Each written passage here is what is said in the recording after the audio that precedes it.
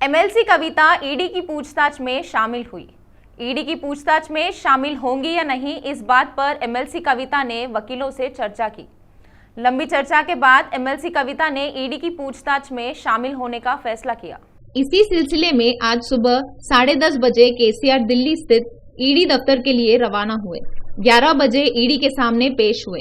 दिल्ली शराब घोटाला मामले में ईडी ने एमएलसी कविता को इस महीने की 20 तारीख को पेश होने का नोटिस जारी किया है। इसी सिलसिले में मंत्री केटीआर के साथ रविवार को दिल्ली पहुंचे। इस मामले में सीबीआई एमएलसी कविता से पहले ही पूछताछ कर चुकी है। टीएसपीएससी ने पेपर लीक मामले में एक अहम फैसला लिया है। रद्द परीक्षाओं के लिए आवेदन करने वाले सभी लोगों को फिर से लिखने का अवसर दिया गया। प्रश्न पत्रों के लीक होने के मुद्दे के कारण आयोग पहले ही एईई, ग्रुप 1 और डीएओ परीक्षा रद्द कर चुका है। टीएसपीएससी पेपर लीक मामले की सुनवाई हाईकोर्ट ने स्थगित की है। एनएसयूआई के अध्यक्ष बालमुरी वेंकट ने हाईकोर्ट में याचिका दायर कर पेपर लीक मामले की जांच सीबीआई या सिटिंग जज से कराने की मांग की है। खैरताबाद विधायक दानम नागेंद्र ने सुझाव दिया, सीएम केसीआर के आदेश से जियो नंबर 58 व 59 के तहत एक बार फिर मिले अवसर का सभी को लाभ उठाना चाहिए। उप केंद्रीय श्रम आयुक्त ने सिंगरेनी में चुनाव कराने के लिए श्रीनिवास को चुनाव अधिकारी नियुक्त किया और उन्होंने इस महीने की 13 तारीख को हैदराबाद में पंजीकृत यूनियन के नेताओं के साथ बैठक की। भाई बहन गुर्रम श्रीनिवास राव और उषा उन सभी के लिए रोल मॉडल बन गए हैं जो कहते हैं वे ऐसा नहीं कर सकते, भले ही वे अंधे पैदा हुए हैं। उन्होंने उच्च अध्ययन किया और नौकरियां प्राप्त की। उनके पिता की मृत्यु हो चुकी है और वे अपनी मां शेषम्मा के साथ खम्मम जिला केंद्र के जयनगर में रहते हैं। एमए और बीएड की पढ़ाई करने वाली उषा का वर्ष 2013 में सरकारी शिक्षक के रूप में चयन हुआ। वर्तमान में वह मामिल्लागुडेम सरकारी स्कूल में तेलुगु टीचर के रूप में कार्यरत है। ब्रेल में प्रकाशित पुस्तकों के आधार पर पाठ पढ़ाया जाता है।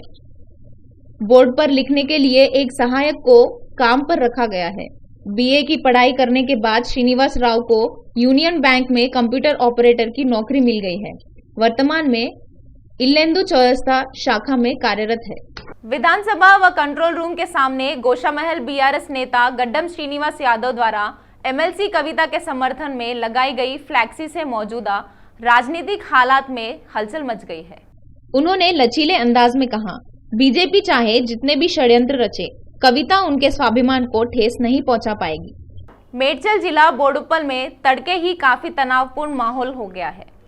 वक्फ बोर्ड के पीड़ित अपनी जमीनों को वक्फ बोर्ड से हटाने की मांग को लेकर भूख हड़ताल पर है और उनमें से 2 को गांधी अस्पताल ले जाया गया क्योंकि उनका शुगर लेवल गिर गया। रंगारेड्डी जिले के महेश्वरम मंडल केंद्र में बिजली ट्रांसफार्मर के पास कूड़ा न फेंकने की बात कहने वाले लोगों की बात नहीं सुनने पर नगर निगम के कर्मचारियों ने चिंता जताई है। उन्होंने चेतावनी दी, यहाँ कचरा फेंकोगे तो 1000 रुपये जुर्माना लगेगा, लेकिन उन्होंने कहा वहां भी ऐसा ही होता है। इस पर कर्मचारियों ने कहा उन्हें उस जगह कूड़ा उठाने में डर लगता है। उन्होंने शिकायत की यह उनके आसपास के लोगों के लिए परेशानी का सबब बन गया है। शहर में साइबर अपराधी आए दिन नए नए तरीके खोज रहे हैं। साइबर पुलिस का कहना है नई खरीदी गई वॉशिंग मशीन के काम नहीं करने पर कस्टमर केयर नंबर गूगल पर सर्च करने पर भी जालसाजों तक पहुंच रही है, लेकिन सावधान रहना। आप चिंतित हैं, आप साइबर अपराधियों के हाथों में पड़ सकते हैं।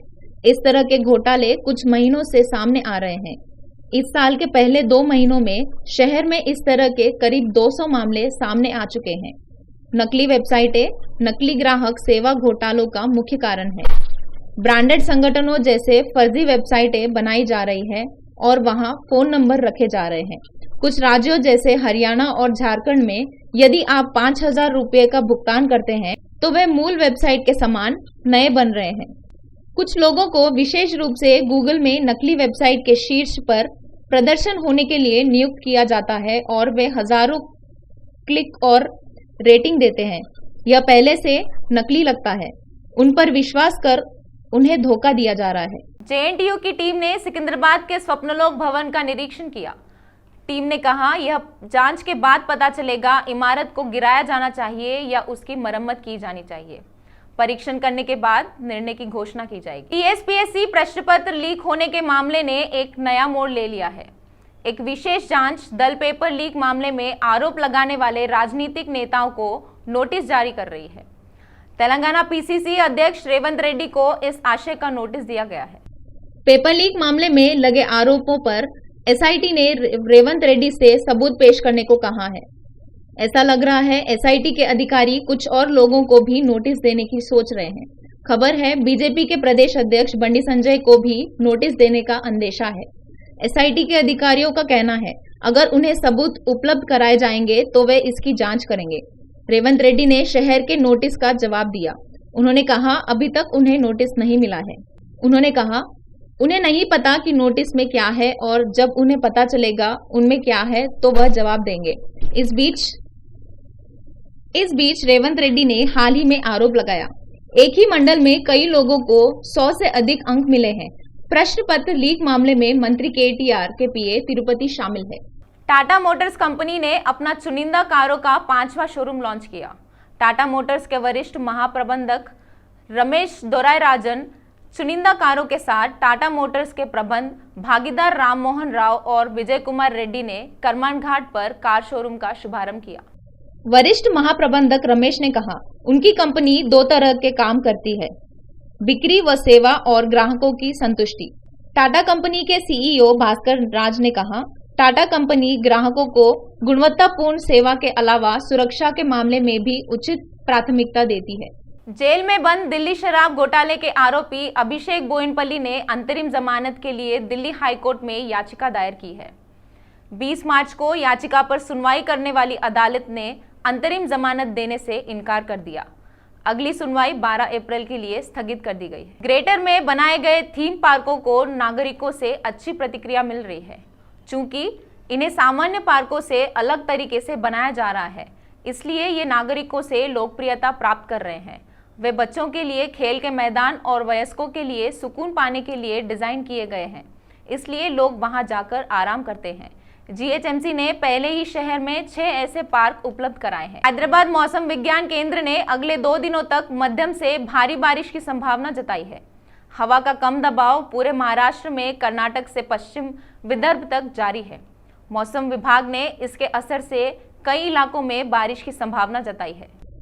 मौसम विभाग ने अगले 24 घंटों के लिए येलो अलर्ट जारी किया है कि आदिलाबाद, मंचिरियाल, पेद्दापल्ली, जयशंकर, भूपालपल्ली, मुलुगु, भद्राद्री कोट्टागुडेम, खम्मम, नलगोंडा, वरंगल, हनुमकोंडा में गरज के साथ बिजलियां चमकने और तेज हवाएं चलने की संभावना है। देश में कोरोना के मामले फिर से बढ़ रहे हैं। कल 129 दिनों के बाद 1000 से अधिक मामले दर्ज किए गए। ताजा मामलों के साथ सक्रिय मामलों की कुल संख्या बढ़कर 5915 हो गई है।